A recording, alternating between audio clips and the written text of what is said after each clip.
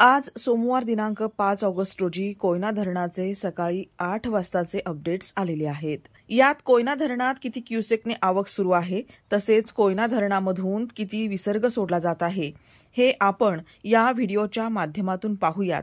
पण त्याआधी आपण जर आमच्या हॅलो बळीराजा या चॅनलला सबस्क्राईब केलं नसेल तर नक्की सबस्क्राईब करा, जेणेकरून आमचे अपडेट्स तुम्हाला लवकरात लवकर मिळतील.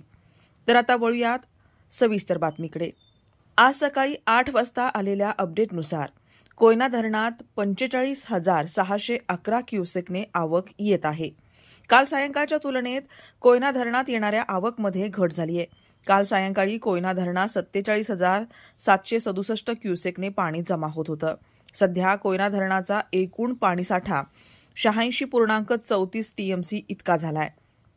यात उपयुक्त पाणीसाठा हा 81.22 टीएमसी इतका आहे. तर कोयना धरण सध्या 82.3% इतकं भरलं असून कोयना धरणातून सध्या 52,100 क्युसेकने विसर्ग सोडण्यात येत आहे.